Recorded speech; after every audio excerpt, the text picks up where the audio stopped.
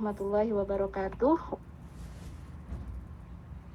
Selamat malam. Innalhamdalillah nahmaduhu wa nasta'inuhu wa nastaghfiruh wa na'udzubillahi min syururi anfusina wa min sayyiati a'malina may yahdihillahu fala mudhillalah wa may yudhlilhu fala hadiyalah. Asyhadu an la ilaha illallah wa asyhadu anna Muhammadan abduhu wa rasuluhu la nabiyya wa la rasula ba'd. Alhamdulillah, Bapak Ibu, mari kita panjatkan puji syukur kehadirat Allah Subhanahu wa taala karena berkat rahmat dan karunia-Nya kita diberikan nikmat sehat sehingga bisa berkumpul di sini dalam acara Sabila Salimah Berbagi Ilmu online. Dalam sesi ini dengan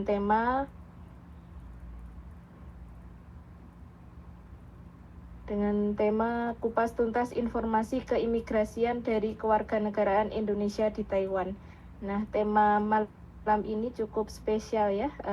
Kami ucapkan selamat datang kepada Bapak Baroto SHMH selaku Direktur Tata Negara Ditjen Administrasi Hukum Umum atau Kemenkumham Republik Indonesia yang didampingi oleh Ibu Delmawati, analis hukum ahli media status kewarganegaraan Ditjen AHU, dan juga kami sampaikan selamat datang juga yang terhormat Bapak Jerry Krisnandar, Kepala Bidang Imigrasi KDII Taipei, dan juga kami ucapkan selamat datang kepada Bapak Noto Negoro dan juga para peserta Sabila Salimah Berbagi Ilmu online malam hari ini. Baik Bapak Ibu, mari kita mulai acara kita pada malam hari ini dengan membaca basmalah bersama-sama. Bismillahirrahmanirrahim. Nah, selanjutnya supaya lebih berkah dan lancar acara hari ini, kita lanjutkan dengan pembacaan ayat suci yang akan disampaikan oleh Ibu Yanti. Ibu Yanti, apakah sudah bergabung?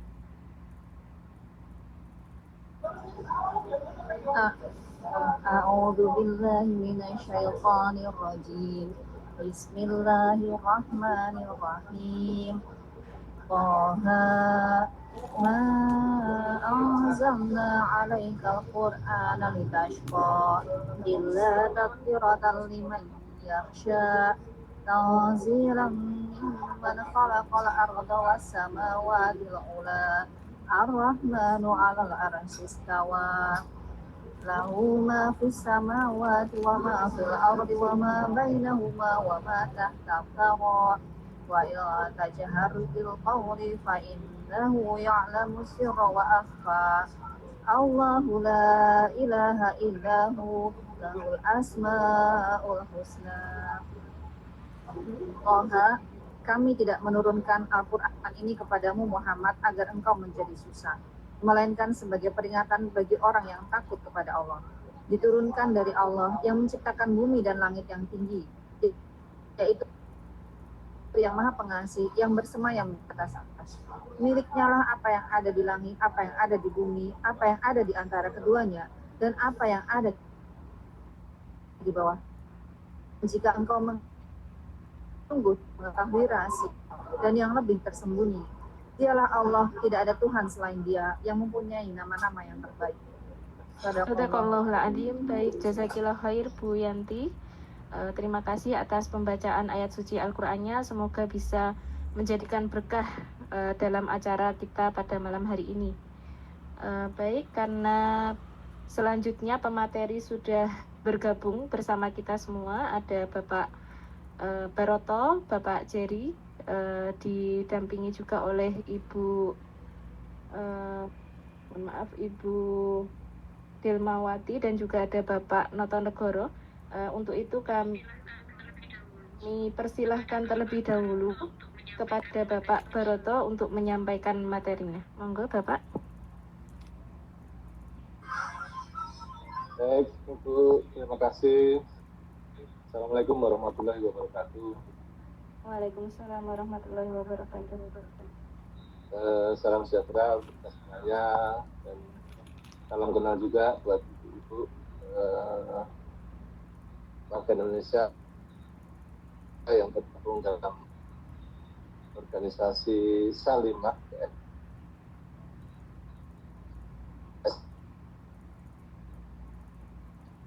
UN Taiwan.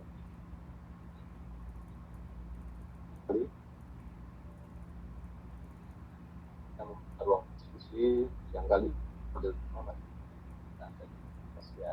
Mudah-mudahan selain kita juga bisa silaturahmi, ini menjadi ajang untuk berbagi ilmu. Bagi saya juga terkait tugas-tugas kewarganegaraan, selain saya mengupdate perkembangan yang ada, nanti juga saya sebenarnya ingin mencari informasi masalah-masalah apa yang ada di Taiwan khususnya. Beberapa hari yang lalu sebenarnya saya sempat ke sana, tapi memang forumnya mungkin terbatas ya, karena memang teman-teman semuanya ada yang bekerja, ada yang tidak ada kesempatan untuk bergabung. Tapi intinya itu menjadi salah satu batu bian dari upaya pemerintah, khususnya melalui imigrasi di KBRI Taiwan, upaya untuk mendekatkan pada warganya, kemudian juga upaya untuk menyampaikan isu-isu apa khususnya terkait dengan kewarganegaraan. Baik. Ini ibu-ibu, isinya ibu-ibu semuanya. Ibu-ibu semuanya ya? Salimah itu ibu-ibu semua ya? Oh, baik. Kan organisasi muslimah, Bapak.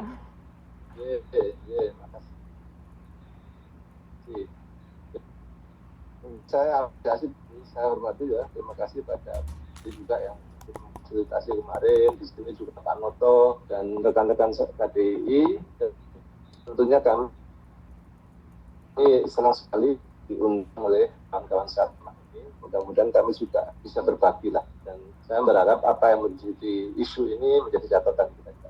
Nah, terkait dengan kewarganegaraan intinya pertama saya yang harus simbol dan sampaikan kepada teman-teman semuanya, karena kawan-kawan ini ada di luar negeri dengan punya status kewarganegaraan yang berbeda di tempat tinggal kita. Pertama adalah bahwa ya teman-teman harus peduli dengan isu-isu kewarganegaraan. Apapun harus peduli. Jadi ini tidak ada istilah saya tidak tahu, saya terlambat, saya baru tahu. Apalagi saat ini kita ini sudah sangat mudah sekali mengakses informasi. Saya yakin teman-teman ini mungkin setiap detik bisa mengakses. Nah, ini informasi. Nah, ini meluangkan waktu untuk masalah yang substansial, yaitu kewarganegaraan. Ini sangat penting karena teman-teman semuanya sekarang berada di luar Indonesia, di mana saat ini Anda adalah warga negara Indonesia. Nah, mengenai isu warganegaraan, pertama saya sampaikan, sebenarnya saat ini kita punya undang-undang yang sangat baik kalau kita bandingkan dengan undang-undang yang lama, yaitu Undang-Undang 12/2006. Undang-undang ini kalau kita bandingkan sangat melindungi sekali pada WNI-nya, banyak sekali perlindungan, banyak aspek HAM, aspek perlindungan. Bahkan kalau kita sampaikan ada beberapa hal. Pertama, di undang-undang ini kita ini tidak mengenal tanpa kewarganegaraan. Jadi semua dilindungi. Kalau dia WNI pasti akan diberi status WNI. Kalau kita dulunya WNI, WNI itu sendiri oleh rakyat WNI-nya. Kemudian juga Indonesia saat ini juga tidak di undang-undang ini tidak mengenal istilahnya kalau dulu keturunan Arab, China dan lain sebagainya. Kalau sekarang yang ada di undang-undang tentang kewarganegaraan di Indonesia ini ya hanya mengenal WNI dan asing. Nah, itu yang menjadi catatan ya. Jadi teman-teman harus paham yang ini, harus aware, pertama harus peduli dengan hal.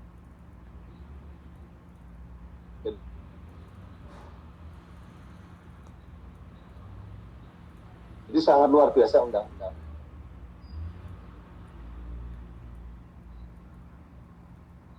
Anak-anak khususnya. Kalau dulu itu asal anak itu kalau lahir salah satu orang tuanya asing, potensinya menjadi asing.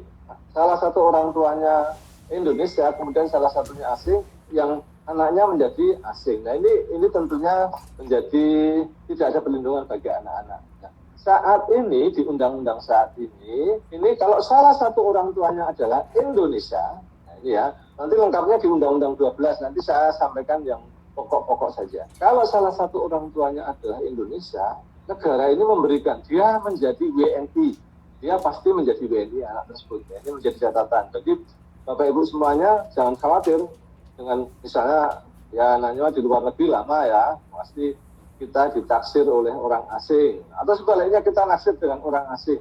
Ini menjadi hal yang lazim, tidak masalah. Itu catatan kita. Kemudian Bapak Ibu semuanya, teman-teman semuanya, ini mohon maaf nih, ini saya kira kan nggak ada paparan ya, saya nggak ada bahan supaya tidak mengganggu di fokusnya, mungkin nggak usah ditayangkan dulu paparannya, ya mungkin operatornya nggak usah ditayangkan, ya, jadi biar fokus karena berbeda dengan yang saya sampaikan. Nah itu ya, jadi pertama anak terlindungi, yang kedua juga sangat melindungi perkawinan campur. Artinya kalau kita menikah dengan warga negara asing itu diberikan perlindungan negara asing menjadi negara Indonesia, dan kita juga bisa dilindungi tetap menjadi WNI. Nah, ini salah satu pokoknya, nanti banyak sekali yang penting-penting. Nah tentang undang-undang ini mungkin ada dua istilah. Biasanya kewarganegaraan atau naturalisasi dan kewarganegaraan. Kalau yang kewarganegaraan atau naturalisasi itu ini adalah orang yang asing yang ingin menjadi warga negara Indonesia. Demikian juga kalau kewarganegaraan itu hal yang berkaitan dengan status warga negara kita. Yang penting saat ini adalah, ini karena teman-teman ini ada di luar negeri, potensi pernikahan campur ini agak ya. Gini, saya mohon izin supaya nggak usah ditayangkan dulu saja. Gimana ya? Karena pasti tidak. Nanti silakan bahannya diambil silakan, nggak masalah. Tapi menurut saya nggak usah pakai paparan biar fokus kan. Karena pasti tidak akan tercover semua. Mohon operator. Ya, baik ya. Jadi begini. Tadi ya, yang penting adalah saat ini pernikahan campur. Jadi warga negara Indonesia menjadi menikah dengan warga negara asing. Pertama, tentang orang tuanya. Orang tuanya kalau menikah dengan warga negara asingnya diberikan kemudahan untuk menjadi warga negara Indonesia. Jadi orang asing ingin menjadi warga negara Indonesia diberi kemudahan karena sudah menikah dengan warga negara Indonesia. Kemudian seperti apa misalnya, dia tidak perlu wawancara, terus kemudian biayanya juga lebih ringan. Kemudian yang penting juga adalah terhadap anak-anaknya. Nah ini ya, tadi saya sampaikan ya, kalau salah satu orang tuanya adalah Indonesia, pasti anaknya ini adalah warga negara Indonesia, punya hak. Dia menjadi WNI. Tapi karena dia menjadi WNI, pada saat yang sama, karena dia ini masih di bawah 18 tahun, dia bisa menjadi warga negara asing. Dia menjadi warga negara asing. Nah, oleh karena itu terhadap anak-anak tersebut bisa punya dua kewarganegaraan. Ini ya, diingat ya teman-teman semuanya, punya dua, WNI-nya dan warga negara asing. Ini yang dulu tidak ada di undang-undang yang dulu. Tapi kuncinya teman-teman, Indonesia ini hanya mengenal satu kewarganegaraan. Jadi ada di negara yang mengenal bahkan multi ya, bahkan dui bisa. Misalnya Amerika itu kalau Amerika sudah warga negara Amerika, dia bisa menjadi warga negara yang lain. Nah, kalau Indonesia itu hanya satu. Kalau sudah menjadi WNI, dia hanya satu, tetap WNI. Nah, bagaimana dengan anak-anaknya tadi, yang saya sampaikan tadi? Di undang-undang ini luar biasa. Anak-anak tadi sebelum 18 tahun bisa punya dua kewarganegaraan. Ini yang dikatakan dengan anak berkewarganegaraan ganda. Nah, gandanya ini terbatas, tidak seterusnya sampai tua nanti. Nah, apa yang membatasi? Saat 18 tahun atau sudah kawin, yang bersangkutan ini harus pilih salah satu. Tidak bisa tidak. Ingat ya ini ya, setelah 18 tahun atau sudah kawin, harus pilih salah satu. Nah, di Undang-Undang 12.006 itu diatur 18 tahun diberikan waktu 3 tahun. Jadi ingat ya teman-teman semuanya, 3 tahun artinya maksimal 21 tahun anak tersebut harus pilih salah satu. Ini yang harus diingat. Jadi kuncinya adalah pertama, kalau teman-teman ini menikah dengan orang asing dan punya anak, dia punya WNI, sudah pasti itu. Ini yang harus diingat. Tapi sampai 18 tahun dia harus pilih. Nah, gitu ya. Nah, konsekuensinya apa kalau tidak melakukan pilihan? Anak-anak yang tidak melakukan pilihan dianggap asing. Nah, ini undang-undang, kawan-kawan semuanya, makanya saya sampaikan tadi, karena Bapak Ibu semuanya ini, teman-teman, Ibu-Ibu semuanya ini tinggal di negara lain, dia WNI, harus peduli dengan isu-isu itu. Dengan perkembangan kewarganegaraan, baca-bacalah, luangkan waktu untuk baca-baca tentang kewarganegaraan. Kalau malas undang-undangnya, baca-baca di websitenya Kementerian Hukum dan HAM. Nanti ada resume-resumenya. Tapi harus tahu, jangan sekarang tidak ada istilah tidak tahu. Nah, tadi saya contohkan, kalau dia tidak melakukan pilihan di saat 18 tahun, maka dia menjadi asing. Dia status WNI-nya sudah hilang. Nah, ini yang menjadi catatan. Nah, kalau dia menjadi asing, untuk menjadi WNI sudah susah lagi. Udah dia harus tinggal di Indonesia 5 tahun, berturut-turut, atau 10 tahun tidak berturut-turut. Nah, ini salah satu contohnya. Jadi yang ingin saya tekankan, yang punya anak, punya suami asing, mungkin nggak suka orang Indonesia, mungkin ya, terus sukanya lebih suka orang asing, nah, mungkin punya anak ya nggak masalah, tapi harus tahu kewajiban-kewajibannya.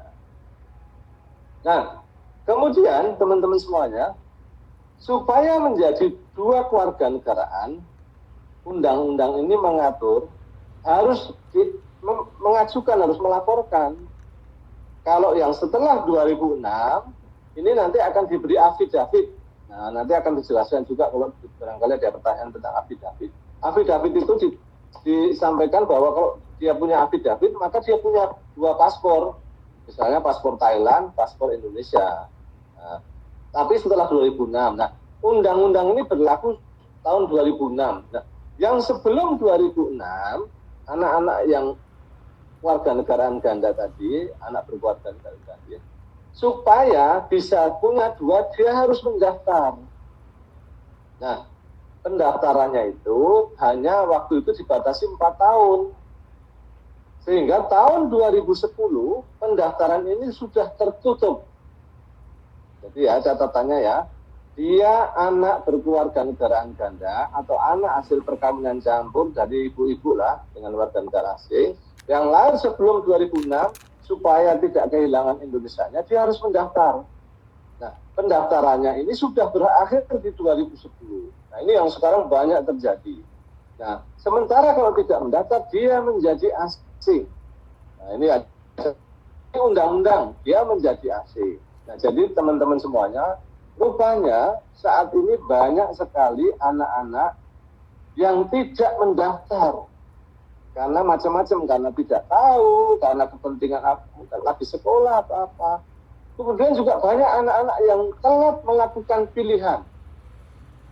Nah, tadi saya sampaikan ya, setelah 21 tahun, dia harus pilih. Kalau tidak pilih jadi asing.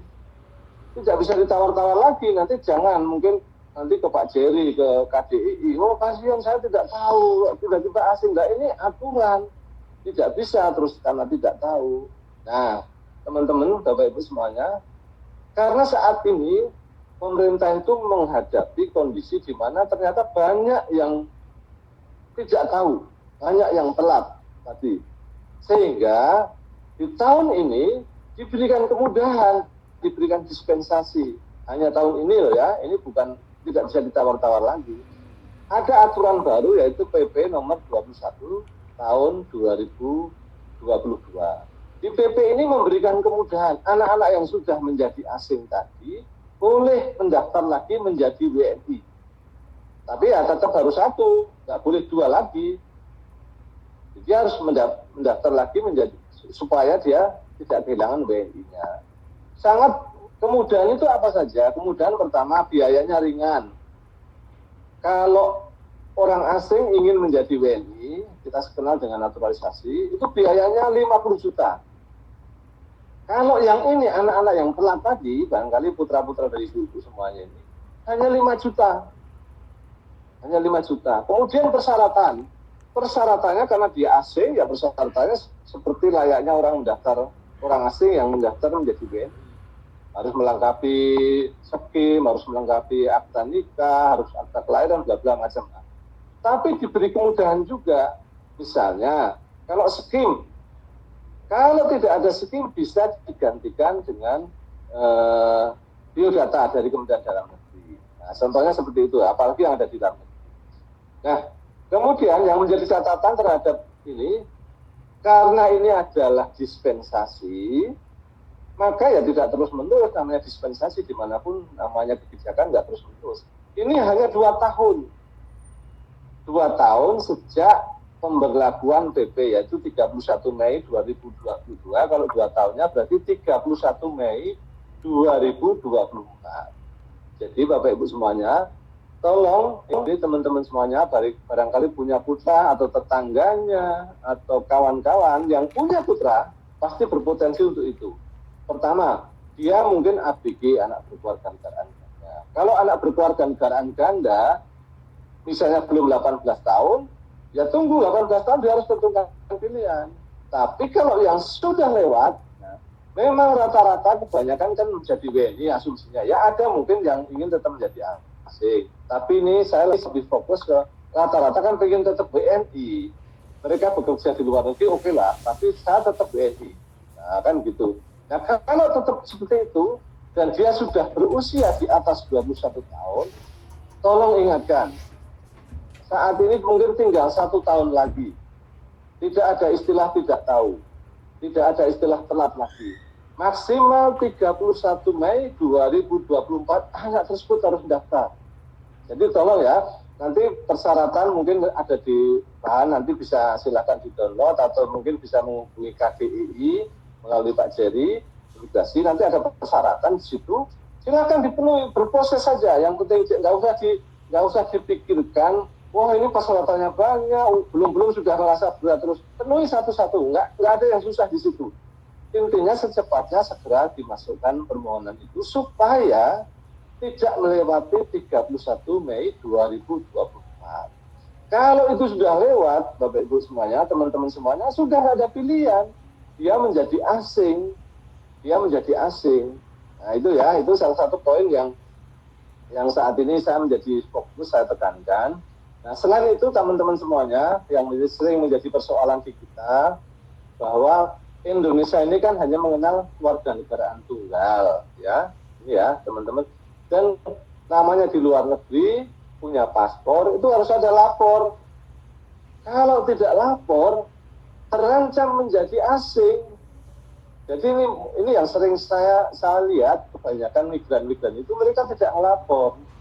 Sementara mereka merasa tetap menjadi WNI. Nah, kalau tidak melapor, nah ini nanti dibantu oleh Pak Jerry ini. Kalau ini harus lapor, punya paspor tuh 5 tahun harus lapor. Kalau tidak lapor, jadi asing. Nah kemarin saya senang sekali diberikan kesempatan diajak Pak Jerry ini ke detensi, ketemu dengan kawan-kawan yang ya tidak boleh kita ini nggak apa-apa Pak, cari uang terus tidak memikirkan kelengkapan seperti itu. Kalau masih ingat bisa diperbaharui, ya saya tolong harus diperbaharui. Tidak bisa terus nanti nekat terus biar nanti dibalikan, dideportasi ataupun dikembalikan. Nah ini sayang sekali, apalagi teman-teman semua ini berpikir panjang. Bekerja di luar negeri bisa menjadi pilihan, wajar-wajar saja, normal-normal saja sekarang ini. Sangat mungkin, apalagi dengan mungkin perjalanannya lebih mudah, biayanya juga transportasi mudah, komunikasi mudah. Tapi karena di luar negeri, dia harus ada kewajiban-kewajiban yang dilaksanakan, misalnya paspor tadi, dia harus diperbarui terus gitu, jangan sampai hilang juga. Dan ini yang menjadi catatan kami. Nah, teman-teman, kalau dia tidak melapor 5 tahun, sudah diingatkan juga, nanti hilang kewarganegaraannya. Nah, belum lagi juga kadang-kadang harus, nah ini diingat juga ya, dia tidak boleh ikut wajib militer di situ. Kemudian juga, ya namanya kehidupan, siapa tahu di negara asing sudah sudah apa ya, kadang-kadang ada pemilu ya tidak boleh ikut pemilu karena memang di negara asing. Karena itu hati-hati yang harus dipahami. Nanti kalau ikut pemilu ya bisa terancam menjadi asing. Jadi di undang-undang ini diatur. Mungkin tolong nanti silahkan dibaca-baca. Pasal 23 itu ada 9 orang itu untuk bisa terancam menjadi hilang kewarganegaraan. Salah satu contohnya dia diam-diam pegang paspor. Nah ini kebetulan di Taiwan. Dia punya paspor Indonesia, diam-diam dia punya paspor Taiwan. Nah ini dia akan hilang status WNI-nya. Padahal saya yakin rata-rata ingin tetap menjadi WNI. Kan rata-rata ya, mungkin ada juga yang sudah naksir lah sama orang Taiwan. Ternyata orang Indonesia ini ya masih ya, boleh milih silahkan kan gitu. Tapi saya lihat rata-rata juga ingin menjadi warga negara Indonesia. Nah, kalau ingin menjadi WNI, tolong tadi perhatikan tadi ya, dia harus melapor. Nah, misalnya juga, di undang-undang juga diatur, mungkin juga orang itu melepas WNI-nya karena sudah naksir di situ, ternyata suaminya mengajak, oh Anda kalau mau ya, Anda harus jadi WNI Taiwan, nggak masalah, silakan, tapi harus melepas WNI-nya dulu, harus melepas WNI-nya. Nah ini bisa nanti datang ke tempat Pak Jerry di KDI, menyampaikan laporan pelepasan, di situ ada persyaratannya. Ini harus dihapuskan, teman-teman semuanya. Status WNI-nya harus dihapuskan, menyerahkan paspor WNI-nya dengan beberapa persyaratan. Karena apa? Kalau masih belum melaporkan kehilangan, masih tercatat. NIK-nya masih ada, bahkan ada banyak yang BPJS-nya. Belum lagi kadang yang saya temuin ya, saya temui masih dikejar-kejar pajak di Indonesia karena tidak lapor. Orangnya sudah kemana-mana di luar negeri, tapi masih dikejar-kejar pajak di Indonesia. Dan kemudian mereka kerepotan. Sementara karena tidak mengurus surat kebebasan. Itu ya Bapak Ibu semuanya, teman-teman. Undang sekali lagi ya, mungkin nanti kita diskusi. Pertama, undang-undang ini sudah lumayan baik, sudah kemajuan banyak sekali, perlindungan. Cuman saya tekankan teman-teman semuanya ya punyalah kesadaran untuk untuk peduli karena teman-teman ini warga negara Indonesia yang ada di luar negeri. Nah itu harus punya kesadaran untuk itu. Nah, salah satu contohnya juga kemungkinan misalnya anak berkeluarga negaraan ganda tadi ya, nggak masalah. Mungkin yang selera Thailand kan bisa aja, selera Taiwan ya kan bisa aja kan, biar memperbaiki keturunan bisa aja kan. Nah, tapi anak-anaknya harus diperhatikan statusnya. Setelah 18 tahun harus mendaftar. Itu diingat-ingat itu ya. Dikasih notifikasi di handphonenya nih. Handphonenya udah ganti ya 18 tahun ya. Tulis setelah 18 tahun harus mendaftar. Kalau tidak mendaftar menjadi asing. Nah, yang penting saat ini juga pemerintah sedang memberikan kemudahan selama 2 tahun, 31 Mei 2024. Itu yang menjadi catatan kita. Terus kemudian kalau orang yang ingin melepaskan status WNI-nya, tolong melalui KDI, nanti di situ harus melapor, tidak boleh dibiarkan saja. Nanti akan menyulitkan teman-teman semuanya. Nah saya ini beberapa kesempatan kami ini berurusan dengan migran-migran. Ada di Malaysia, ada di Timur Tengah. Kami ini yang selalu kami sampaikan, selalu kami ingatkan, teman-teman ini pedulilah pertama. Nggak ada istilah tidak tahu itu ya. Kepedulian kita ini harus penting. Misalnya masalah paspornya harus diperbarui, terus persyaratan apa yang di Indonesia. Nah kalau tidak tahu ya menanya, jangan kemudian diam saja. Memang dalam jangka pendek, berapa tahun mungkin tidak tahu, tidak terasa, tapi setelah kejadian baru orang kerepotan. Teman-teman Bapak Ibu semua kerepotan. Kalau sudah menjadi asing agak susah lagi. KBRI mau membantu juga lebih relatif susah. Nah itu ya Bapak Ibu semuanya, teman-teman semuanya, saya kira ini sekilas saja. Nanti kita diskusi, mudah-mudahan juga bagi saya nanti akan, kalau bisa saya jawab, tapi selalu saya catat lah. Dan di sini juga ada teman-teman, tadi ada Bu Dilma, ada Pak Jerry, nanti akan bisa tentunya menjawab kontribusi terkait diskusi. Mungkin demikian ya, Ibu-Ibu semuanya, terima kasih. Kurang lebihnya mohon Assalamualaikum warahmatullahi wabarakatuh. Waalaikumsalam warahmatullahi wabarakatuh. Waalaikumsalam warahmatullahi wabarakatuh. Baik, terima kasih Bapak Baroto atas penjelasan dan pemaparannya terkait dengan administrasi keimigrasian dan juga undang-undangnya tadi yang sudah disampaikan. Baik, selanjutnya kita langsung ke materi berikutnya terlebih dahulu, guys, sebelum ke diskusi. Materi berikutnya akan disampaikan oleh Kepala Bidang Imigrasi KDII Taipei kepada Bapak Jerry Krisnandar. Kami persilahkan. Terima kasih. Mohon izin, apa mungkin langsung diskusi tentang kewarganegaraan, mumpung Pak Direktur ada bersama kita. Mungkin ada kewarganegaraan dulu sebelum terkait keimigrasian. Oh, oke, baik. Mungkin dari ibu-ibu yang hadir di sini, apakah ada yang ditanyakan? Bisa open mic atau chat.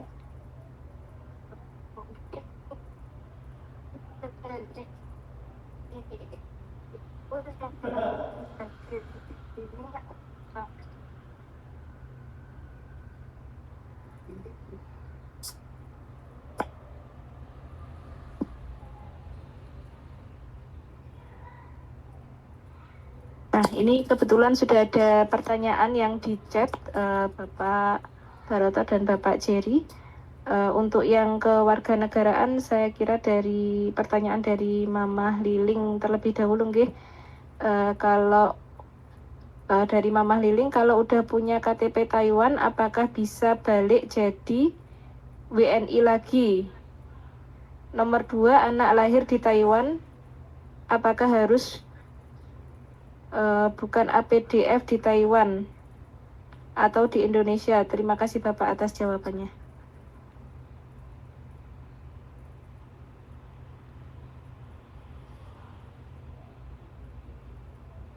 Maaf Ibu, pertanyaan nomor 1, kalau sudah punya KTP Taiwan ya?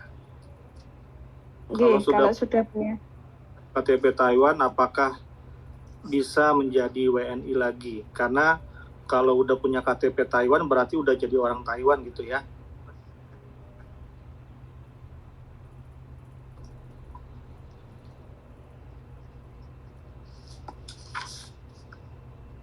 Terus yang anak tadi gimana Bu? Yang anak tadi? Yang anak. Oke. Karena ini nomor 2, anak yang lahir di Taiwan, apakah harus bukan APDF di Taiwan? Ini tulisannya begini. Mungkin Mama ada yang bisa coba ya. Pertama begini, kalau dia sudah menjadi warga negara Taiwan, ya memang dia sudah menjadi asing. Saya juga belum mempelajari ya. Untuk murni menjadi Taiwan ya mungkin kalau sama lah, biasanya udah punya KTP ya. Biasanya cuman level KTP di Taiwan tuh proses seperti apa? Nah ini nanti saya harus nanya-nanya sama Pak Jerry ini. Ya. Apakah kemungkinan, misalnya kalau di Indonesia ini kan ada yang punya KTP asing ya, KTP asing di Indonesia mungkin, jadi belum tentu yang punya KTP di Indonesia ini menjadi warga negara asing, boleh menjadi warga negara Indonesia karena ada KTP asing. Yang di Taiwan saya kurang tahu karena saya harus sering-sering ke Taiwan supaya tahu nih kayaknya. Ya Pak Dir, mohon izin Pak Dir, untuk seseorang sudah punya KTP Taiwan, otomatis berarti dia sudah menjadi warga negara atau orang Taiwan. Oh ya. Kalau punya Taiwan, di Taiwan ini ada istilahnya paspor sementara, belum tentu dia jadi orang Taiwan. Tapi kalau udah punya KTP, otomatis dia udah menjadi orang asing, orang Taiwan. Demikian Pak Dir. Oh, baik. Jadi itu ya, saya kira kalau Indonesia aja hanya mengenal satu warga negaraan. Jadi kalau sudah menjadi warga negara Taiwan ya memang itu sudah menjadi Taiwan. Kalau ingin balik lagi ya, ingin balik prosesnya layaknya orang asing. Jadi dia harus 5 tahun tinggal di Indonesia atau 10 tahun tinggal di Indonesia. Nanti prosesnya dia harus ada kitas, nanti berproses lagi menjadi kitab, kemudian ditingkatkan lagi menjadi skim, kan gitu. Prosesnya seperti itu. Nanti diproses naturalisasi. Dulu kawan-kawan semuanya, di undang-undang ini harus saya sampaikan juga karena supaya fair. Dulu diberi kesempatan sebenarnya di undang-undang ini yang sudah menjadi WNI bisa saja sudah menjadi asing bisa menjadi WNI di pasal 42 dulu kan. Tapi ini juga dibatasi hanya 3 tahun. Tahun 2009 sudah selesai. Nah, saya yakin kalau sekarang ini sudah pada lewat. Artinya memang bisa menjadi WNI, tapi ya prosesnya harus naturalisasi tadi. Nah, untuk kita begitu, tapi kalau di imigrasi kayaknya ada treatment khusus. Jadi yang sudah asing mungkin masih jadi bisa. Misalnya kalau ada kemudahan deh di visa yang pernah menjadi WNI kan gitu, nggak salah. Tapi kalau bagi kita di aspek warganegaraannya setelah itu terpenuhi bisa, tapi sama seperti naturalisasi. Itu yang satu ya. Yang kemudian juga yang kedua tadi anak yang lahir di Taiwan. Intinya begini teman-teman semuanya. Kalau salah satu orang tuanya Indonesia, ini yang harus diingat nih. Salah satu orang tuanya di Indonesia, dia WNI menempel di dia. Salah satu unsurnya Indonesia. Tapi ingat, lihat umurnya dulu. Kalau umurnya sudah ya 40 tahun ya bukan anak lagi kan gitu. Anak-anak udah terutama yang di bawah 18 nih. Dia melekat status WNI-nya. Nah, karena dia melekat WNI, bisa jadi memang karena lahir di situ, dapat fasilitas di Taiwan, ada kemungkinan juga dia dapat fasilitas yang mungkin sebagai status warganegaraan Taiwan. Nggak masalah. Tapi setelah 18 tahun atau sudah kawin, harus pilih salah satu. Nah, itu yang menjadi catatan. Begitu.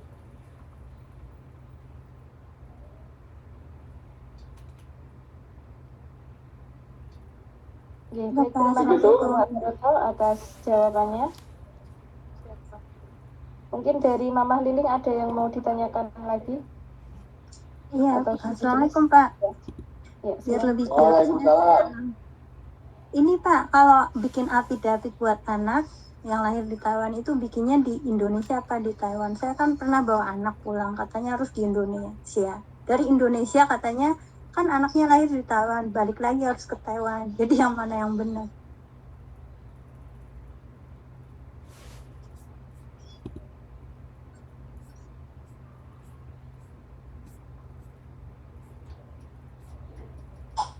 Halo, Assalamualaikum. Waalaikumsalam. Okay. Pak Baroto, apakah terdengar pertanyaannya?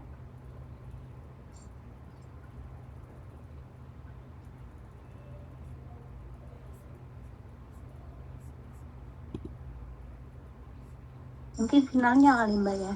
Iya, sepertinya terputus. Iya.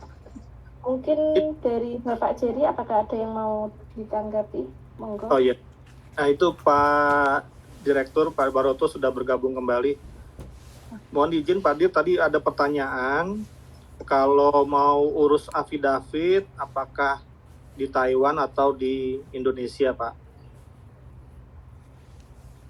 Ini mungkin malah lebih pas Pak Jerry nih yang lebih pas. Oh, ya. Langsung aja Pak Jerry. Apa Pak Jerry? Ya, izin Pak Dir. Terima kasih atas pertanyaannya Ibu Lingling tadi. Mama Lingling. Iya, kalau untuk pengurusan affidavit bisa dilakukan di Indonesia maupun di Taiwan. Kalau kebetulan posisinya lagi di Taiwan, silakan mengajukan permohonan affidavit. Itu biayanya 900 NT. Jadi bisa dilakukan di di Taiwan. Iya Pak. Persyaratannya apa sama kayak paspor gitu Pak?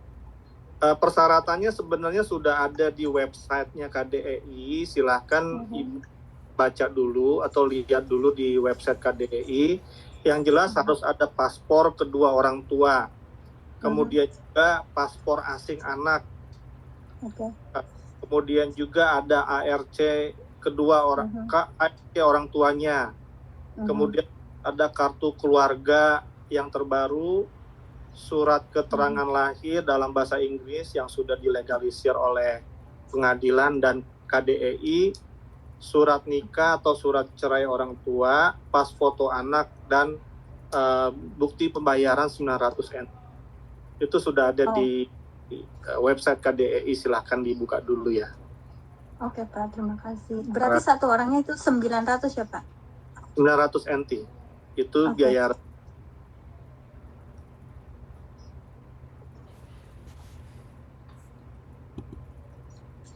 Bagaimana Bu? Ada pertanyaan lagi?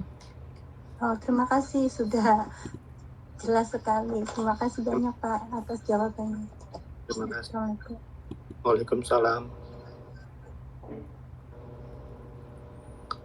Jadi ini ibu-ibu ini udah kerasan ya, ini di Taiwan ya. Kita lihat. Kerasan nggak kerasan Pak, gimana? Untuk suami. Terpaksa Pak. Iya. Jodoh Pak, dijodohin Pak. Nggak dapet orang Indo, dijodohin Pak. Baik, terima kasih tadi Bapak Jerry dan Bapak Baroto atas penjelasannya. Mohon izin melanjutkan ke pertanyaan berikutnya. Nah, ini terkait dengan working permit nggih, dari Mbak Epri. Suami statusnya mahasiswa S3 dan membawa istri dan anaknya ke Taiwan. Apakah istri tersebut bisa mendapatkan working permit? Bagaimana cara mendapatkannya? Tujuannya ingin mempunyai working permit, yaitu ingin bekerja part-time dan support keluarga, mengingat beasiswa S3 di Taiwan tidak terlalu banyak. Begitu mungkin dari Bapak Jerry atau Bapak Baroto bisa memberikan jawaban. Baik, terima kasih. Mohon izin Pak Dir, ini pertanyaan. Ini Terkait working permit nggih. Iya, pertanyaan sebenarnya lebih cocok ditujukan ke bidang ketenaga kerjaan ya, KDI Taipei. Yang jelas untuk bekerja di Taiwan harus sesuai dengan aturan yang berlaku. Ya, misalnya kalau mau kerja di Taiwan ya ikut prosedur yang berlaku bagaimana tata cara bekerja di Taiwan. Jadi tidak bisa serta-merta misalnya suami atau istrinya bekerja di Taiwan, kemudian pasangannya ikut bekerja tanpa melalui prosedur yang khusus. Karena tentu kalau melalui prosedur yang khusus kan ada berbagai macam manfaat, misalnya ada asuransi, kemudian ada tunjangan-tunjangan. Kalau misalnya tidak melalui prosedur tersebut, bisa dianggap bekerja secara ilegal. Demikian, terima kasih. Oke, baik, terima kasih Bapak Jerry atas jawabannya. Mungkin dari Mbak Epri ada yang perlu ditanyakan lagi? Cukup Mbak. Oke, baik. Terima kasih. Selanjutnya mohon izin melanjutkan masih dari Mbak Epri nggih. Pertanyaan yang berbeda nggih. Sebelum datang ke Taiwan, Mbak Epri ini bekerja di Jakarta dan kantor yang mengurus pajak. Lalu beliau izin cuti unpaid leave ya. Jadi statusnya unpaid leave untuk kuliah di Taiwan. Apakah ada kewajiban pajak di Indonesia selama masih di Taiwan? Monggo, Bapak Baroto mungkin bisa memberikan tanggapan. Saya ini analisa saya, tapi harus saya cek lagi ya. Tapi intinya selama dia masih menjadi WNI, memang dia akan ada kewajiban pajak. Ya, mungkin ada kriteria, tapi memang dia masih WNI, ya ada kewajiban pajak di Indonesia. Makanya itu tadi yang saat ini sering terjadi di saya, ini banyak yang sudah menjadi warga negara asing tidak melapor. Nah, tapi tagihan-tagihan pajak masih ada. Ini belum lama nih, dia sudah tinggal di Thailand, dia sudah lupa sampai dia lupa. Tapi dia itu tidak pernah mengajukan pelepasan, sehingga kemarin itu ditagih pajaknya, dicari-cari sama pajak. Gitu. Nah, makanya himbauannya adalah ya kalau sudah melepas menjadi WNI, menjadi warga negara asing harus lapor. Nah, tapi kalau masih menjadi WNI, tentunya masih terikat dengan peraturan pajak di Indonesia. Ini kami ya, kalau saya bukan orang pajak ya, bisa jadi dikoreksi mungkin kalau ada mungkin salah lah. Begitu. Baik, terima kasih jawabannya Pak Baroto. Saya kira jelas nggih. Selanjutnya dari Mbak Lala. Jadi Mbak Lala ini menyambung pertanyaan dari Mamah Liling tadi, Kak. Ketika ingin kembali jadi WNI harus tinggal 5-10 tahun di Indonesia. Nah, itu pakai visa apa nggih, Pak? Mungkin bisa dijelaskan terkait visanya. Nah, ini kalau di macam-macam ya, teman, ini mungkin Pak Jerry punya pengalaman ya. Tapi kalau di kita untuk sebagai salah satu persyaratan menjadi WNI itu nanti itu di ujungnya, kalau kita ini melihat di ujungnya setelah keluar skim. Jadi kami kadang-kadang tidak memperhatikan visa apa, tapi yang penting di skim itu setelah dia memenuhi 5 tahun atau 10 tahun. Nah, ini biasanya, nah itu Pak Jerry mungkin punya pengalaman terkait dengan visa ini. Kebanyakan apa? Karena visa kan macam-macam ya, tapi kebanyakan visa apa kan gitu. Silakan Pak Jerry. Baik, terima kasih Pak Dir. Kalau untuk sebelumnya dia warga negara Indonesia ya, berarti nanti akan mendapatkan visa izin tinggal, mengajukan visa izin tinggal terbatas. Jadi visa tersebut tidak untuk bekerja dan diperuntukkan bagi warga negara Indonesia yang akan tinggal di Indonesia. Kemudian itu persyaratannya ada beberapa, antara lain harus ada surat penjamin dari orang yang di Indonesia, kemudian juga masa berlaku paspornya juga setidaknya 12 bulan, bukti pernah menjadi WNI yang dapat dibuktikan dengan dokumen yang dikeluarkan oleh pemerintah Indonesia seperti akta lahir, surat nikah, KTP, ijazah paspor, atau bahkan surat kepemilikan tanah juga. Kemudian juga ada bukti memiliki biaya hidup selama di Indonesia. Jadi seperti itu, semua persyaratannya, kemudian juga tata caranya bisa dilihat di websitenya imigrasi. Jadi itu, nanti pengajuannya adalah pengajuan visa untuk repatriasi bagi ex warga negara Indonesia. Demikian, terima kasih. Baik, terima kasih Pak Baroto dan juga Pak Jerry atas penjelasannya. Sudah jelas nih Mbak Lala, atau ada yang mau ditanyakan lagi? Insya Allah sudah Mbak. Cuman maksudnya itu 5 tahun di Indonesia nggak boleh keluar gitu ya Pak?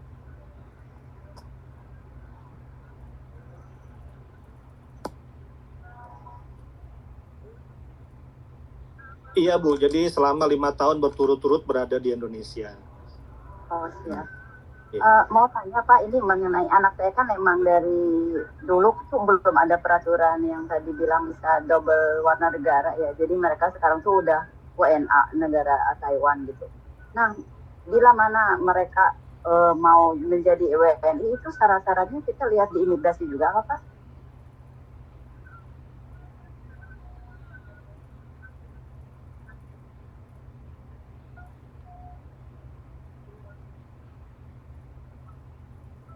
Iya Bu, jadi untuk apabila anaknya ingin kembali menjadi warga negara Indonesia, pertama mengajukan dulu visa izin tinggal terbatas untuk repatriasi bagi mantan warga negara Indonesia. Jadi seperti itu. Kalau anak saya nggak mantan Pak, emang dari lahir dia udah jadi WNA. Oh, dari lahir udah jadi WNA ya? Betul. Jadi prosesnya mengajukan dulu visa dulu Bu, visa izin tinggal terbatas. Itu di Ibu. Siap. Ya. Ya, terima kasih Pak. Terima kasih. Baik, terima kasih. Saya izin melanjutkan pertanyaan berikutnya, yaitu dari Bu Damai. Mohon izin Bapak, kemarin ada permasalahan pendaftaran pernikahan. Teman-teman banyak yang mengeluhkan sulitnya pendaftaran pernikahan dengan sesama WNI. Sedangkan dipahami memang banyak juga yang statusnya pernikahan di Indonesia tidak jelas. KDII mungkin juga berhati-hati. Mungkin bisa dijelaskan persyaratan utama yang harus dipenuhi oleh pasangan WNI ini sehingga dapat diakui. Nah, jadi pernikahannya yang sesama WNI di Taiwan, mungkin gitu maksudnya. Monggo. Saya nggak punya pengalaman ya, karena saya aja ada ini ada Kemendagri, tapi saya punya sedikit menyimpulkan dari beberapa yang ada selama ini kan kalau nikah di luar negeri ini ada istilah pelaporan perkawinan. Nah, cuman kalau saya ditanya lagi gimana, nah itu mungkin harus tanya orang Kemendagri. Teman biasanya kalau menikah di luar negeri sesama WNI nanti pakai tata cara di sana harus dilaporkan, namanya istilahnya pelaporan perkawinan. Itu. Nah, ini ada di Kemendagri. Nah, saya harus tanya-tanya lagi. Nah, mungkin Pak Jerry punya pengalaman, mungkin lebih tahu di KDI ya. Monggo silakan. Baik, terima kasih Pak Direktur. Jadi mohon izin untuk pernikahan di Taiwan, memang KDI baru memulai mengadakan pernikahan resmi di Taiwan yang tercatat di kantor urusan agama. Tahun ini baru 1 kali dilaksanakan. Kalau sebelumnya itu selama COVID memang KDI tidak bisa memberikan fasilitas pernikahan massal istilahnya di KDI. Tahun ini sudah dilakukan. Mudah-mudahan ada kesempatan berikutnya karena memang kuotanya terbatas pada saat itu yang kami tahu.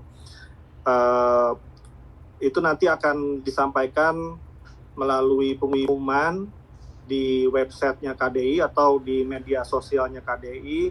Silahkan ibu-ibu memantau terus informasi yang disampaikan oleh KDI. Terima kasih. Terima kasih Bapak Baroto dan Pak Jerry atas penjelasannya. Monggo Bu Damai, apakah ada yang ditanyakan lagi? Atau sudah jelas?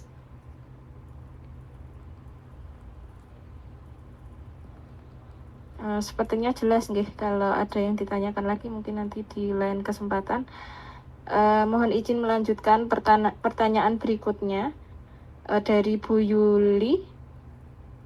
Apakah kalau sudah lama stay di luar negeri masih wajib mengikuti BPJS Kesehatan?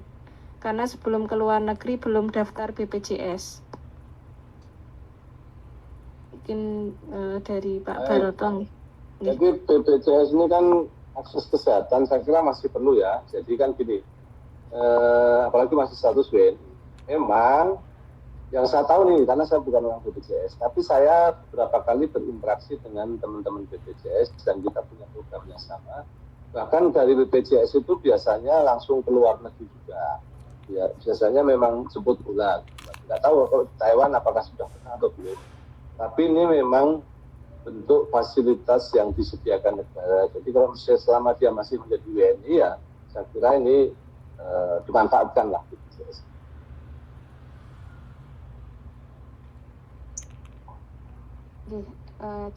Matur nuwun Pak Baroto, terima kasih. Pak Jerry, apakah ada yang ditambahkan?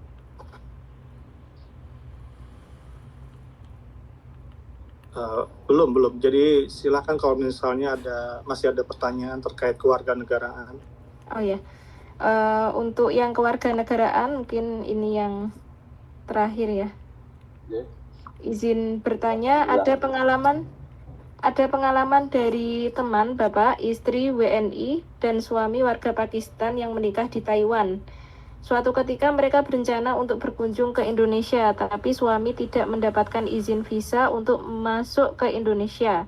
sudah berusaha juga untuk mendapatkan surat invitation berkunjung dari perusahaan startup temannya di Indonesia juga. Nah, itu kira-kira kenapa Bapak? Karena sulitnya ya mendapatkan visa. Kenapa menikah dengan warga negara Pakistan terasa lebih rumit prosedurnya untuk berbagai macam administrasi. Begitu juga dengan pengalaman pekerja migran Indo yang ingin menikah di Taiwan dengan warga negara Pakistan. Nah, mungkin ini kasus khusus nggih, monggo kalau ada ini. Saya tidak punya pengalaman ya, khususnya apalagi ada perbedaan treatment ini ya, karena posisinya di luar negeri ya, karena dan ini biasanya persoalan visa ya, mungkin kesulitan apa, pertimbangan apa. Nah, mungkin Pak Jerry ini akan lebih Baik, terima kasih Pak Dir, terima kasih atas pertanyaannya. Yang jelas warga negara Pakistan itu salah satu subjek untuk mengajukan visa on arrival maupun visa kunjungan. Jadi silakan saja bisa mengajukan melalui KDI untuk visa kunjungan, atau juga bisa mengajukan melalui visa on arrival. Tapi memang sampai sejauh ini pemerintah Indonesia belum membuka sepenuhnya untuk kunjungan ke Indonesia. Jadi pada umumnya saat ini adalah kegiatan-kegiatan khusus, misalnya juga untuk kunjungan bisnis, kemudian juga kunjungan pembelian barang, kemudian juga kegiatan-kegiatan lain. Pada saat sebelumnya itu mungkin pengajuan visanya pada saat COVID ya, atau bagaimana? Ya, mungkin Mbak Epri bisa dari tahun lalu sih Pak, ini informasi. pengalaman tahun lalu Pak. Belum tahu kalau akhir-akhir ini gimana ya. Ya, kalau sekarang Indonesia sudah terbuka, Ibu.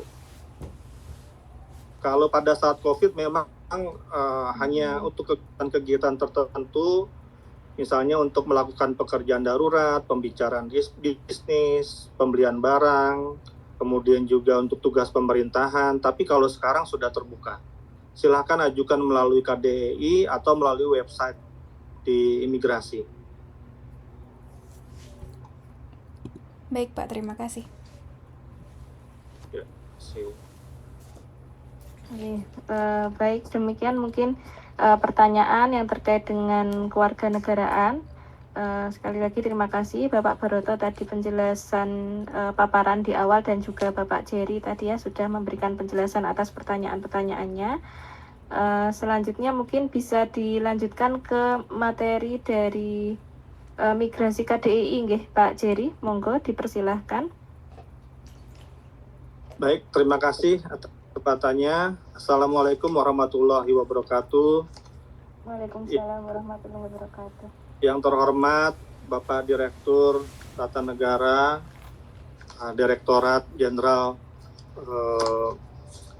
Administrasi Hukum Umum, Kementerian Hukum dan HAM, Bapak Baroto, kemudian Ibu Delmawati, analis ahli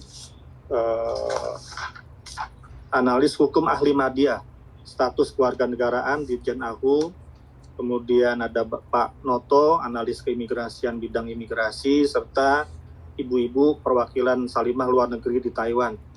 Mohon izin pada kesempatan ini saya menyampaikan sedikit paparan terkait layanan keimigrasian di KDI Taipei. Ada beberapa hal yang ingin saya sampaikan, yaitu pertama mengenai sekilas tentang KDI Taipei, kemudian juga tentang warga negara Indonesia di Taiwan, kegiatan bidang imigrasi KDI Taipei, kemudian juga akan ada pembahasan tentang dokumen perjalanan, cara mengurus paspor secara mandiri, jenis visa Indonesia, dan juga layanan affidavit. Saat ini KDI Taipei terdiri dari berbagai macam kementerian dan lembaga. Itu selain dari Kementerian Perdagangan, KDI Taipei juga ada perwakilan dari kementerian lembaga di Indonesia, yaitu dari imigrasi, ada dari Kementerian Luar Negeri, ada dari Kementerian Tenaga Kerja, Kementerian Investasi, dan Kementerian Industri. Jadi sebenarnya KDI ini sudah lama berada di Taiwan, yaitu dari tahun 60-an. Waktu itu petugasnya hanya dari Badan Koordinasi Intelijen Negara, yaitu BAKIN. Kemudian juga tahun 70 secara resmi berubah menjadi Kantor Dagang Indonesia atau KADIN di Taipei. Baru pada tahun 1994 KADIN berubah menjadi Kantor Dagang dan Ekonomi Indonesia sebagai lembaga ekonomi bersifat non-pemerintah di bawah pembinaan Menteri Perdagangan. Kemudian saat ini sebagai informasi bahwa jumlah warga negara Indonesia di Taiwan berjumlah sekitar hampir 300.000 orang. 75%-nya adalah PMI, sebagian besar bekerja sebagai caregiver. 25%-nya adalah pelajar, mahasiswa, dan mixed marriage, ya, atau pernikahan campur. Warga negara Indonesia di Taiwan merupakan orang asing terbanyak di Taiwan saat ini, yaitu mencapai 300.000. Di bawahnya ada Vietnam yang sekitar 240.000, kemudian ada Filipina yang 150.000, dan Thailand yang 75.000 orang. Jadi sangat banyak orang Indonesia di Taiwan. Bahkan di luar negeri posisi WNI di Taiwan nomor 3 setelah Malaysia dan Timur Tengah atau Arab Saudi. Selanjutnya mengenai pelaksanaan kegiatan bidang imigrasi KDI Taipei, bahwa bidang imigrasi KDI Taipei memberikan pelayanan bagi orang asing dan juga bagi orang Indonesia. Untuk orang Indonesia antara lain terkait penerbitan paspor dan SPLP. Untuk orang asing terkait penerbitan visa. Sebagai catatan bahwa pada tahun lalu, tahun 2022, itu tercatat ada 53.000 penerbitan paspor di KDI Taipei, kemudian ada 3.800 penerbitan SPLP. Sedangkan untuk tahun ini, sampai bulan Juni 2023 tercatat 23.000 penerbitan paspor dan 3.000 penerbitan SPLP. Selain penerbitan paspor di KDI, di kantor KDI, KDI juga melakukan kegiatan pelayanan Sunday service. Itu tetap di kantor KDI.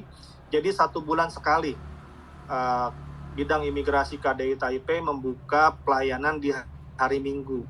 Jadwalnya sudah tercantum di website KDI dan juga di media sosial KDI. Jadi kalau ibu-ibu atau kakak-kakak yang tidak punya waktu mengurus paspor di hari kerja, itu silahkan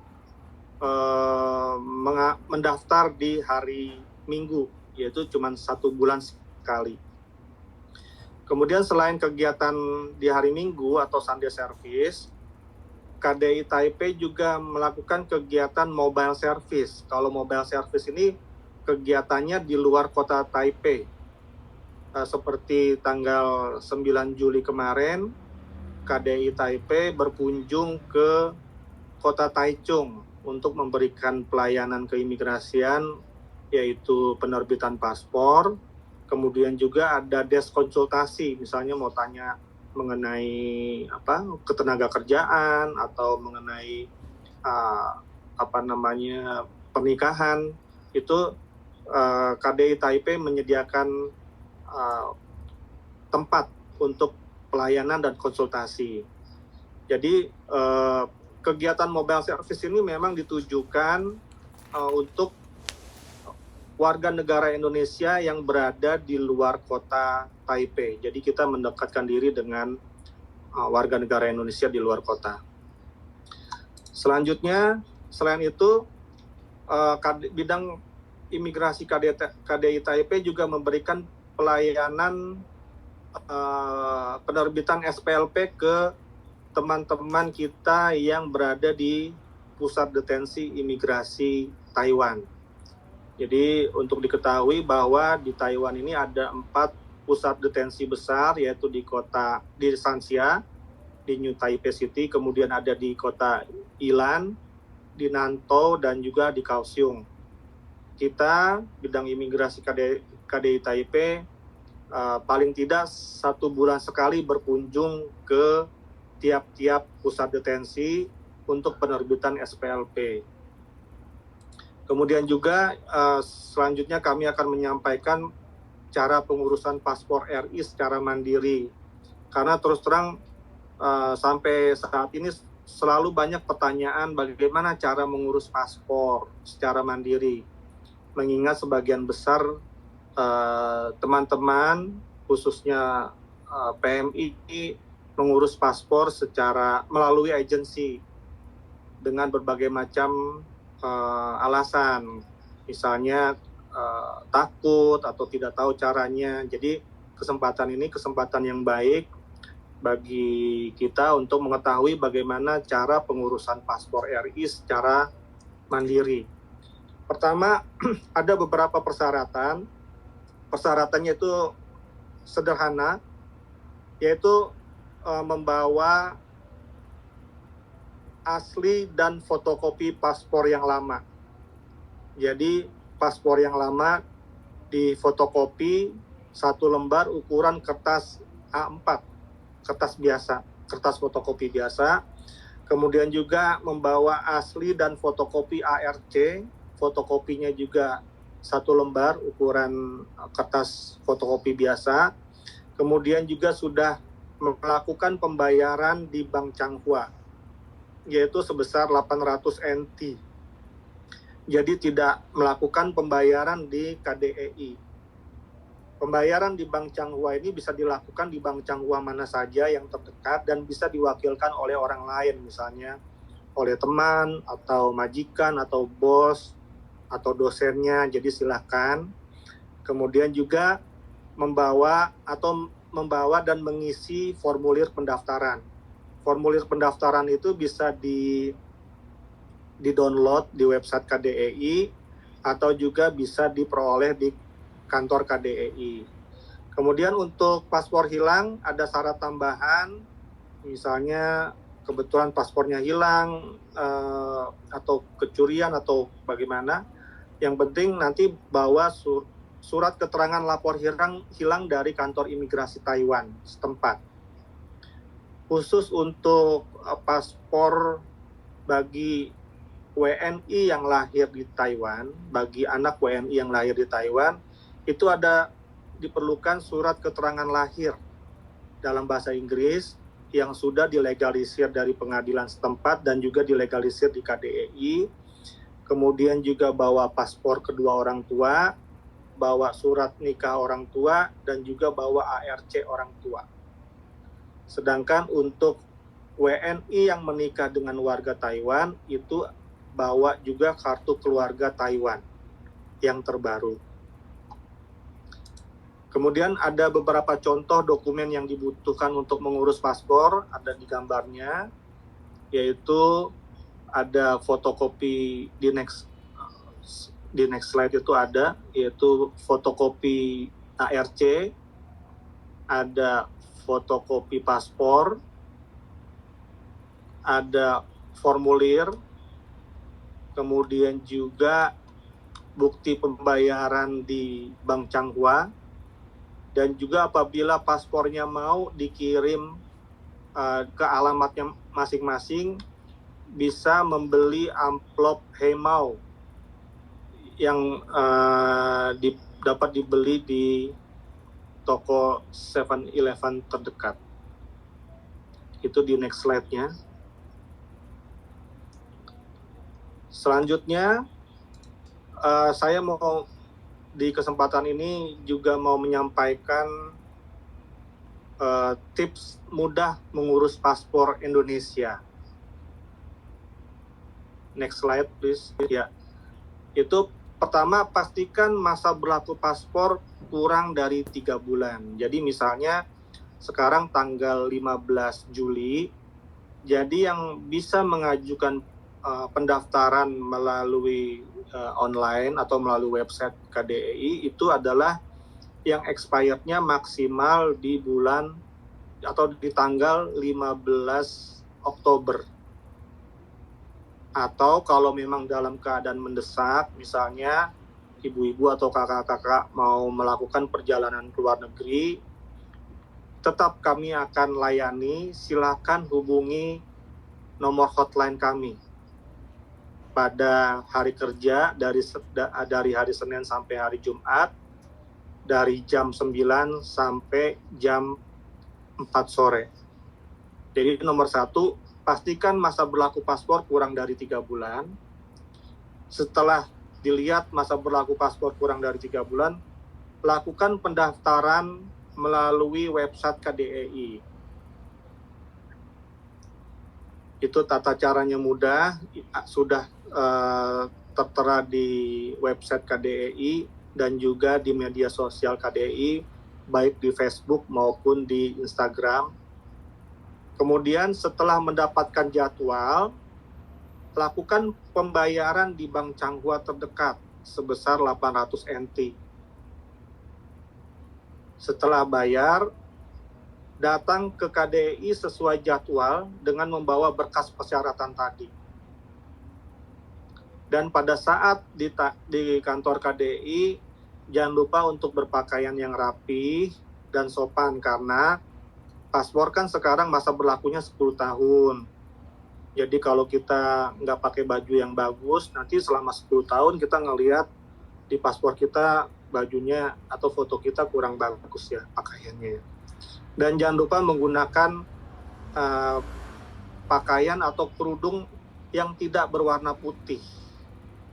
Karena latar belakang foto paspor itu kan layarnya berwarna putih ya latar belakangnya. Jadi kalau kita pakai kerudung warna putih atau pakaian warna putih, nanti kelihatannya aneh gitu, cuman kepalanya aja gitu. Jadi pastikan masa berlaku paspor kurang dari 3 bulan, lakukan pendaftaran melalui online website KDEI, lakukan pembayaran di Bank Changhua terdekat, datang ke KDEI sesuai jadwal, berpakaian rapi dan sopan. Selanjutnya ada catatan tambahan di slide berikutnya. Kalau misalnya kita mau daftar, ternyata jadwalnya sudah penuh, paspor kita sudah mau expired, tapi di jadwal di website KDI sudah mepet nih, baru dapatnya 1 minggu sebelum expired, itu kan sudah tidak memungkinkan ya. Itu tidak usah khawatir, silakan hubungi hotline kami, hotline bidang imigrasi ada di website. Tapi tidak terima telepon, cukup pesan WhatsApp saja di hari kerja, Senin sampai Jumat, jam 9 sampai jam 4 sore. Nah, nanti sampaikan bahwa masa berlaku paspor tinggal berapa minggu atau tinggal berapa hari, tidak kebagian jadwal, mohon untuk dicarikan jadwal untuk pengurusan paspor. Insya Allah akan diberikan jadwal oleh petugas hotline, jadi tidak usah khawatir. Gitu.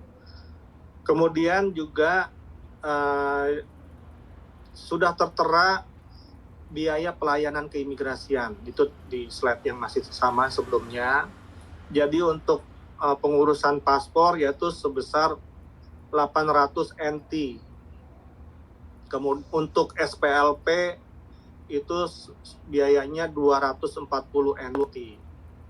Kalau paspornya hilang ada denda yaitu sebesar 2.200. Jadi tolong paspornya jangan sampai hilang, karena kalau hilang tentu repot. Pertama harus datang ke kantor imigrasi Taiwan melaporkan diri paspornya hilang. Terus yang kedua bayar biaya denda 2.200. Udah gitu kami akan minta entah itu agensi, kepala agensinya atau majikan untuk datang ke KDI untuk dilakukan wawancara. Jadi repot banget memang. Dan kami membatasi untuk proses wawancara paspor hilang sehari cuma 3. Jadi tolong paspor itu dijaga baik-baik, tidak perlu dibawa kemana-mana, disimpan rapih, dipegang sama kita sendiri. Kita kemana-mana cukup bawa IRC kan, seperti itu. Kemudian juga kalau paspor rusak juga ada dendanya, yaitu 1.100 NT, selain yang 800 NT untuk biaya paspornya. Jadi kalau paspornya kena kebasahan atau dicoret-coret, tercoret-coret, kemudian juga paspornya sobek, itu membuat paspor rusak, akhirnya dikenakan denda dan ada proses wawancara tambahan. Kemudian juga untuk pengurusan paspor, kami dalam kesempatan ini menghimbau kepada ibu-ibu dan kakak-kakak, jangan ragu untuk mengurus paspor secara mandiri. Syaratnya mudah, cukup mendaftar online, kita bisa milih sendiri mau tanggal berapa datang, mau jam berapa datang, kemudian bawa persyaratan lengkap, ngambil nomor antrian, kemudian nanti setelah foto paspor jadi 4 hari kerja setelah foto. Atau kalau memang nggak sempat, bisa memanfaatkan menggunakan jasa ekspedisi, yaitu amplop Hemau. Itu kalau di 7-Eleven seharga 110 NT, paspor dikirim ke alamat sesuai IRC ibu-ibu dan kakak-kakak sekalian. Jadi cukup sekali datang ke KDEI, nggak usah berkali-kali, selama persyaratannya lengkap. Kalau ada pertanyaan atau bagaimana persyaratannya, silahkan lihat di website KDEI atau tanya ke nomor hotline bidang imigrasi melalui pesan WhatsApp. Kami tidak terima telepon, dan karena yang menghubungi hotline bidang imigrasi itu bisa 200-300 orang per hari, mohon bersabar. Jadi kalau memang sudah ngirim WhatsApp sekali, tidak perlu untuk mengirim berkali-kali.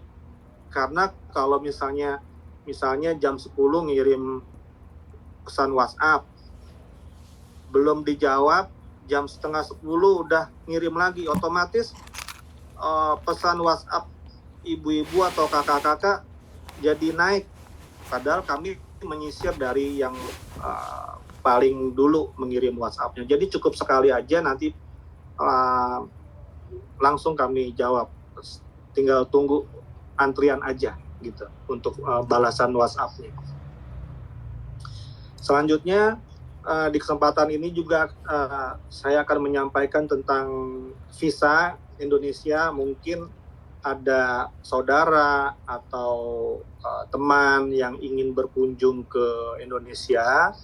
Jadi di kesempatan ini saya akan menyampaikan tentang visa kunjungan dan visa izin tinggal terbatas. Kalau visa kunjungan Indonesia terbagi ada 3. Pertama, visa on arrival. Visa on arrival ini berlaku untuk sekali datang untuk 30 hari. Biayanya 500.000, bisa dibeli pada saat tiba di bandara atau pelabuhan di Indonesia. Misalnya kita datang ke Jakarta, bisa belinya di Bandara Soekarno-Hatta, atau beli secara online di website visa online imigrasi. kalau visa on arrival ini atau visa kunjungan saat kedatangan ini berlaku 30 hari dan bisa diperpanjang untuk 30 hari lagi. Kemudian jenis visa kedua yaitu visa kunjungan 1 kali perjalanan, yaitu berlaku untuk 60 hari dan 180 hari. Kalau 60 hari, kalau untuk yang 180 hari ini khusus untuk orang asing yang akan melakukan investasi di Indonesia. Kalau yang 60 hari itu bisa untuk kegiatan pariwisata, kunjungan keluarga, seperti tadi ada pertanyaan mengenai suaminya orang Pakistan, bisa menggunakan visa kunjungan 1 kali perjalanan ini. Bisa untuk bisnis, tugas pemerintahan, studi banding, kursus, dan lain-lain. Itu berlaku 60 hari, bisa diperpanjang 4 kali. Sekali perpanjangan itu 30 hari. Jadi total bisa 180 hari di Indonesia. Kemudian juga ada visa yang ketiga adalah visa kunjungan beberapa kali kedatangan. Itu khusus untuk tugas pemerintahan, pra-investasi, bisnis, dan kunjungan keluarga. Selanjutnya adalah visa izin tinggal terbatas.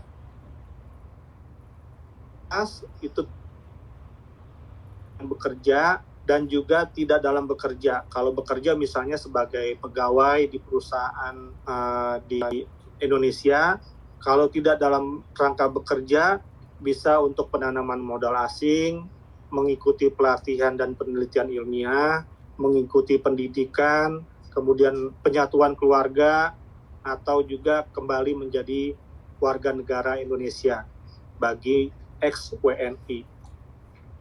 Selanjutnya, terakhir adalah mengenai affidavit, seperti yang disampaikan oleh Pak Direktur tadi, bahwa ada anak-anak yang memiliki keistimewaan, yaitu berkewarganegaraan ganda terbatas, yaitu apabila misalnya lahir dari seorang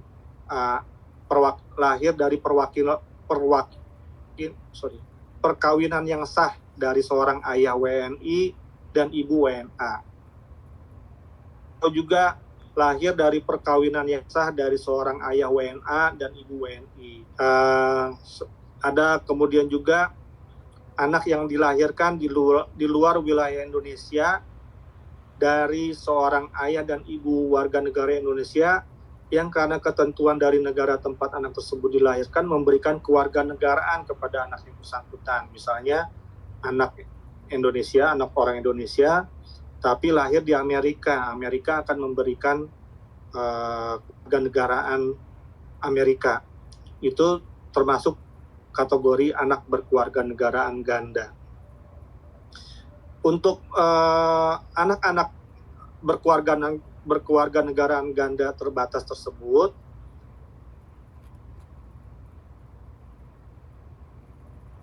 dapat mengurus affidavit. Jadi anak tersebut bisa mengurus affidavit apabila masuk ke Indonesia akan mendapat perlakuan layaknya orang Indonesia, tidak perlu mengurus visa, gitu. Jadi tapi begitu umur 18 tahun dia harus memilih, sudah mulai memilih apakah mau menjadi orang Indonesia atau menjadi orang asing. Dan proses pemilihan tersebut itu sampai anak berumur 21 tahun atau 3 tahun dari umur 18. Apabila tidak memilih akan otomatis menjadi orang asing. Demikian yang bisa saya sampaikan pada kesempatan ini. Mungkin ada pertanyaan terkait paspor, SPLP, visa maupun affidavit. Terima kasih. Baik, terima kasih Bapak Jerry atas penjelasannya terkait dengan keimigrasian di Taiwan ya. Selanjutnya kita masuk ke sesi diskusi. Ini sudah masuk pertanyaan yang pertama dari Bu Damai. apakah bisa fasilitas mobil diperbanyak terutama di daerah selatan? Karena ada beberapa alasan ya. Yang pertama, pengurusan perpanjangan paspor kadang lebih murah dibandingkan dengan biaya perjalanan. Kemudian yang kedua, untuk mahasiswa atau PMI, waktu libur kadang tidak pasti sehingga kesempatan untuk melakukan keimigrasian juga sangat sempit. Karena juga terdapat persyaratan bisa perpanjangan paspor jika kurang dari 3 bulan.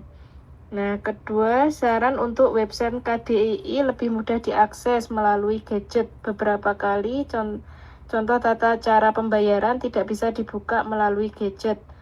Kemudian menghubungi hotline via WA, bulan Februari kemarin mengalami gangguan.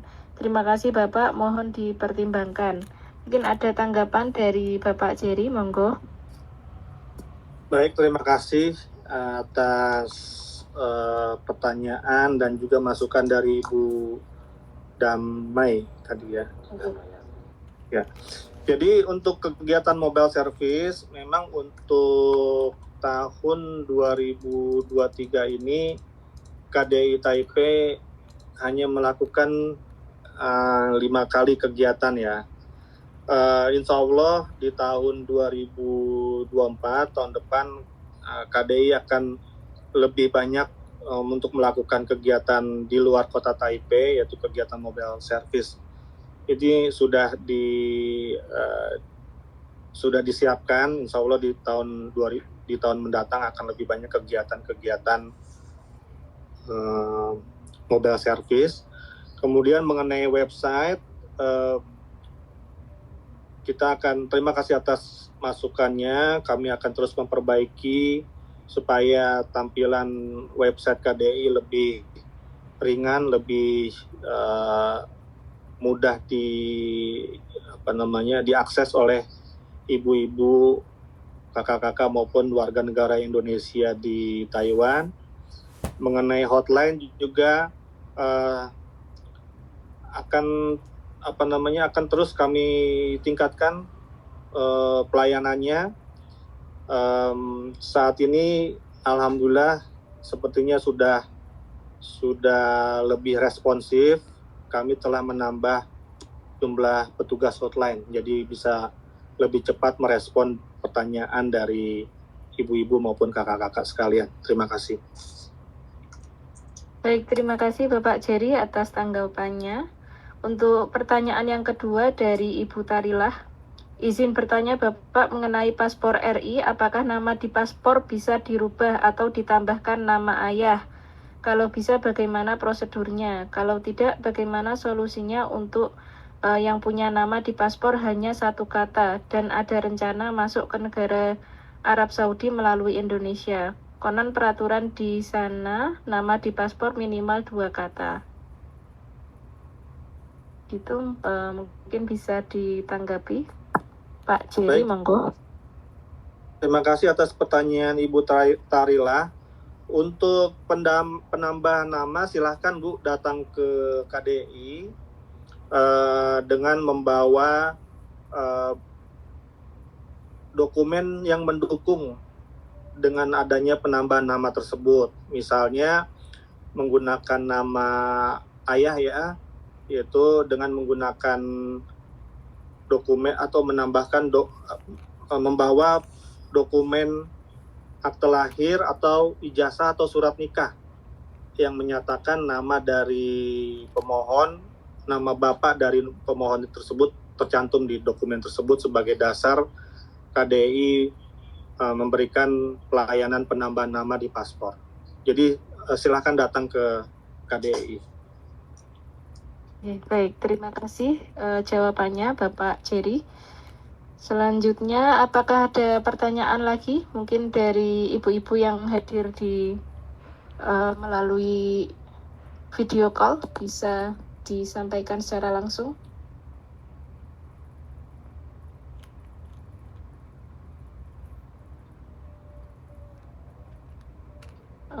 Izin bertanya Mbak Aniswa. Ya, silakan Mbak Irna, monggo. Bismillahirrahmanirrahim. Assalamualaikum warahmatullahi wabarakatuh. Terima kasih Pak Jerry dan Pak Broto serta jajaran dan dari KDEI dan dari Dirjen. Mohon izin bertanya Pak terkait dengan paspor kita kan pakainya pasti paspor biasa, Pak. Kalau perubahan e-paspor itu apakah memungkinkan dilakukan di KDEI, Pak? Karena kemarin misalnya kalau ada kegiatan di beberapa negara yang memang negara itu membolehkan kita tidak pakai visa karena pakai e-paspor, tapi ternyata ketika kita di sini ternyata kemarin tuh belum bisa gitu Pak. Bagaimana prosedurnya kalau kita ingin melakukan perubahan e-paspor begitu Pak? Terima kasih Pak. Baik, terima kasih atas pertanyaannya Mbak Irna. Bahwa untuk saat ini e-paspor belum bisa diterbitkan di KDI maupun perwakilan Indonesia di luar negeri. Insya Allah mudah-mudahan dalam waktu dekat KDI maupun perwakilan lain, perwakilan RI di negara lain juga bisa menerbitkan e-paspor. Kalau perlu e-paspor memang sementara ini harus pulang dulu ke Indonesia. Itu pun hanya kantor-kantor imigrasi besar saja yang menerbitkan e-paspor. Jadi sementara itu mudah-mudahan dalam waktu dekat KDI juga bisa memberikan pelayanan penerbitan e-paspor. Terima kasih. Baik, terima kasih Pak. Baik, terima kasih.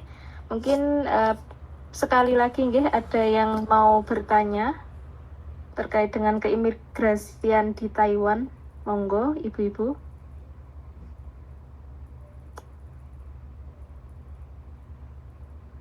Kalau tidak ada, mungkin bisa kita cukupkan untuk sesi diskusi kali ini. Sekali lagi kami sampaikan terima kasih kepada Bapak Jerry Risnandar dan juga Bapak Baroto ya atas penjelasannya dan juga diskusi yang sudah kita lalui dalam sesi kali ini. Mungkin terakhir ya ada sebelum kami tutup ya ada ucapan terima kasih dari Salimah kepada Ibu Ketua Salimah Taiwan, Bu Sufianti, sudah bisa bergabung.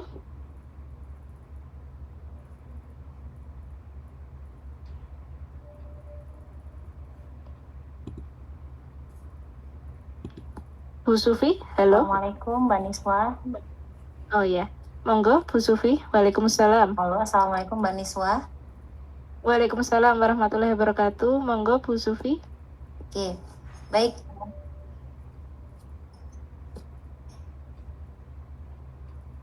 Ya. Baik, Assalamualaikum warahmatullahi wabarakatuh. Waalaikumsalam warahmatullahi wabarakatuh. Salam kenal Bapak dan Ibu. Saya Sufianti Arfalah, Ketua Salimah Taiwan. Terima kasih kami haturkan kepada Bapak Dr. Baroto selaku Direktur Tata Negara Ditjen Administrasi Hukum Umum Kemenkumham RI dan juga kepada Bapak Jerry Risnandar selaku Kepala Bidang Imigrasi KDI Taipei, kepada Ibu Delmawati selaku Analis Hukum Ahli Madya Status Kewarganegaraan dari Ditjen AHU, kemudian kepada Bapak Notonegoro Analis Ahli Imigrasi. Kami dari Salimah Taiwan mengucapkan terima kasih banyak Bapak dan Ibu sudah bersedia membersamai kami pada malam hari ini. Tentunya ini sangat bermanfaat ya bagi kami para pengurus, kemudian tentunya juga sangat bermanfaat bagi para anggota Salimah yang notabene memang kami ini adalah kumpulan muslimah Indonesia yang berada di Taiwan. Jadi bermacam-macam Bapak Ibu, jadi ada yang memang mixed married, yang memang menikah dengan warga negara Taiwan, ada yang student, ya, pelajar, ada yang juga memang bekerja gitu ya, dan ada yang memang ekspatriat mendampingi pasangannya gitu untuk studi maupun bekerja di Taiwan seperti itu. Insya Allah sangat bermanfaat sekali apa yang Bapak sampaikan tadi. Sekali lagi kami ucapkan terima kasih banyak dan kami mohon maaf jika ada hal yang kurang berkenan dari Salimah Taiwan, dari para pengurus. Mohon diikhlaskan jika ada hal-hal yang dirasa kurang nyaman dan kurang berkenan di hati Bapak Ibu sekalian. Itu saja yang bisa kami sampaikan. Saya akhiri. Wassalamualaikum warahmatullahi wabarakatuh. Waalaikumsalam warahmatullahi wabarakatuh. Baik, demikian Bapak Ibu ya. Ucapan terima kasih dari Ketua Salimah Ibu Sufianti Arfala sekaligus menutup sesi kita pada malam hari ini. Sekali lagi kami sampaikan terima kasih kepada Bapak Ibu yang telah bergabung pada sesi malam hari ini, terutama untuk Bapak Baroto, Pak Jerry, dan Bapak Noto Negoro dan Ibu tadi yang mendampingi ya, yang dari Ditjen. Kami sampaikan terima kasih. Kita tutup sesi kita pada malam hari ini dengan membaca hamdalah bersama-sama. Alhamdulillahirabbil alamin. Saya akhiri selaku MC mengucapkan mohon maaf apabila ada kekurangan. Kita akhiri akhirul kalam. Wassalamualaikum warahmatullahi wabarakatuh. Waalaikumsalam. Ibu dari